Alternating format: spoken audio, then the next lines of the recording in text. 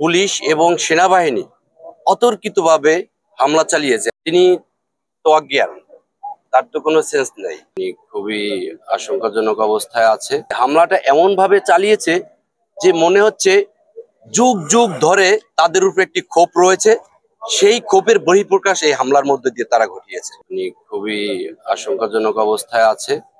আর doctor এখনো কোনো কিছু সিউরিটি দিয়ে বলতে পারছে না। আগামীকালকে বোর্ড গঠন হবে, বোর্ড গঠনের পর তারা কিছু ডিসিশন নেবে। তার মেজরিটি প্রবলেম হচ্ছে তার এই নাক ভেঙে ভিতরে ঢুকে গেছে এবং এই সাইডের চোয়ালটা ভেঙে গেছে এবং মাথায় আঘাত আছে। তো উনি খুব ক্রিটিক্যাল অবস্থায় আছে।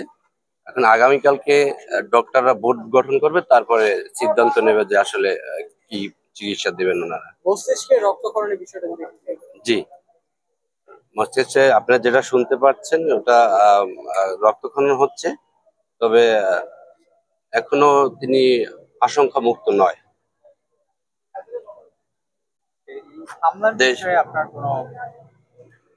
আসলে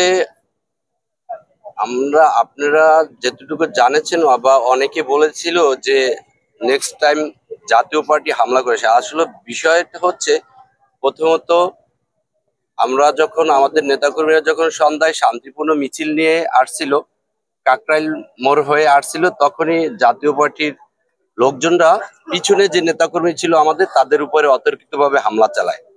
এক পর্যায়ে হামলা চালালে এক পর্যায়ে দুই গ্রুপই মুখোমুখি অবস্থান নেয়। তো আমাদের নেতাকর্মীরা শান্তিপূর্ণভাবে অবস্থান ছিল, পুলিশের প্রশাসনকে জানিয়েছে, তারা কোনো ব্যবস্থা নেয়নি। তারপরে এক পর্যায়ে আমরা আমাদের অফিসের নিচে আমাদের নেতাকর্মীরা যারা ছিল এবং নূরভাই ছিল, কেন্দ্রীয় সকল নেতাকর্মীরা ছিল, যে একটি প্রেস ব্রিফিং করবে। এই ব্রিফিং করতে এসে এই ব্রিফিং করা অবস্থায় আমাদের নেতাকর্মীরা আসলে কিছু বুঝে ওঠার আগেই পুলিশ এবং সেনাবাহিনী অতর্কিতভাবে হামলা চালিয়েছে। হামলাটা এমন ভাবে চালিয়েছে যে মনে হচ্ছে যুগ যুগ ধরে তাদের উপর একটি ক্ষোভ রয়েছে, সেই ক্ষোভের বহিঃপ্রকাশ এই হামলার মধ্যে দিয়ে তারা ঘটিয়েছে। এমন ভাবে পিটিয়েছে মনে হচ্ছে যুগ যুগ ধরে তাদের উপর একটা ক্রোধ ছিল।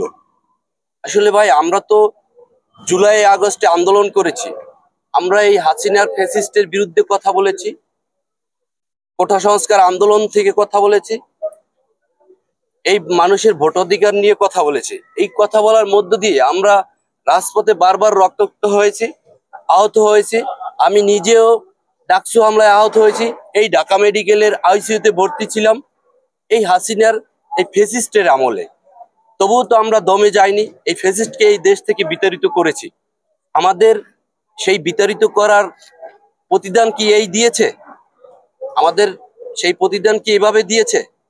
যে জুলাই আগস্টের আন্দোলনের সর্বোচ্চ ভূমিকা যার ছিল, যার একটি আদেশ ছিল, হাতে হাত করা পিজন ভ্যান থেকে দেখে বলেছিল নেতাকর্মীদের উদ্দেশ্যে যে সরকারের 90% পতন হয়ে গেছে, আর 10% ধাক্কা দিন, সরকার পতন হয়ে যাবে।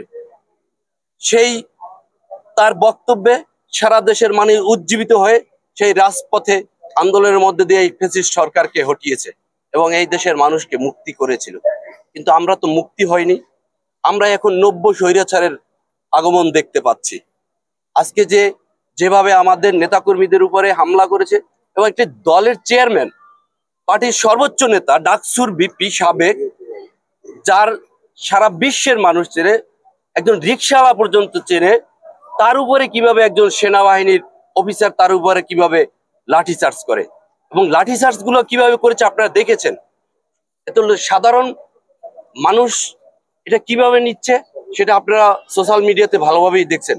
এমন ভাবে তাদের উপরে আক্রমণ করা হচ্ছে যেটা আমি বললাম, যে মনে হচ্ছে যুগ যুগ ধরে তাদের উপরে একটা ক্ষোভ তৈরি হয়ে আছে। এই বুঝি বাটে পেয়েছে, এই বাটে পাওয়া অবস্থায় তাকে হত্যার উদ্দেশ্যে তার উপরে হামলা করা হয়েছে।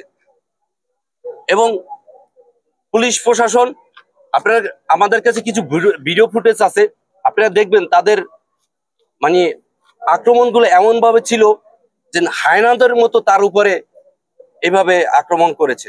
কেন ভাই? তিনি কে? তার তো সবাই চেনে। তাহলে তিনি যখন তার সম্মান, তার তো একটা সম্মান আছে, সে তো একটা পার্টির চেয়ারম্যান, তার তো একটু রেসপেক্ট করার দরকার আছে। এটা কি দেখাইলো সেনাবাহিনী? আমাদের উপরে এত আক্রমণ কেন? যখন এই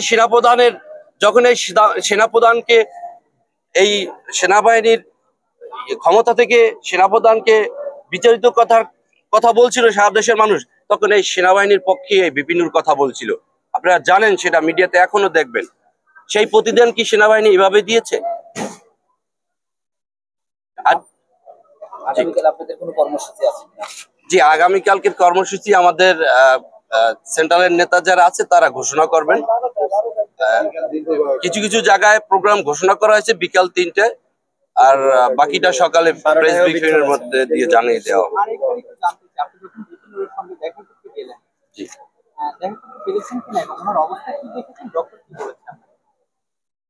আমি দেখা করেছি এবং তিনি তো অজ্ঞান, তার তো কোনো সেন্স নেই। তো আমি তার মাথায় হাত বুলে এসেছি, যেহেতু ও আমার ভাই। আমি ওকে ডাকসুতে বাঁচাতে গিয়ে আমি নিজে আহত হয়েছি। আমি নিজে ওই ডাকসুতে 19 সালে আমি নিজে ওকে বাঁচাতে সামনে দাঁড়িয়ে আমি সঞ্জিতের অস্ত্রের বাড়ি খেয়েছি, আমার মাথায় আঘাত করে আমিও সেন্সলেস হয়ে গেছি। তারপরও তো আমি এই আইসিইউতে ভর্তি ছিলাম।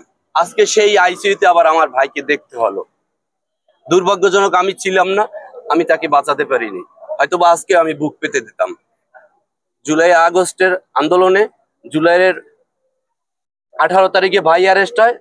আমি তার খোঁজে বের হলে বিভিন্ন ডিবি অফিস, র্যাব অফিস, সকল অফিসগুলোতে খোঁজ নেই। এক পর্যায়ে আমাকে চিহ্নিত করে আমাকেও 21 জুলাই অ্যারেস্ট করে নিয়ে যায় এই ফ্যাসিস্ট সরকার। আজকে আমি ভাইকে দেখে আসলাম, ভাই খুবই আশঙ্কাজনক অবস্থায় আছে। আমি দেশবাসীর কাছে, সকলের কাছে আমার ভাইয়ের জন্য দোয়া চাচ্ছি। আপনারা সকলে আমার ভাইয়ের জন্য দোয়া করবেন, যেন সে যেন সুস্থ হয়ে আবার এই নব্য ফ্যাসিস্টকে যেন মোকাবেলা করতে পারে রাজপথে দাঁড়িয়ে।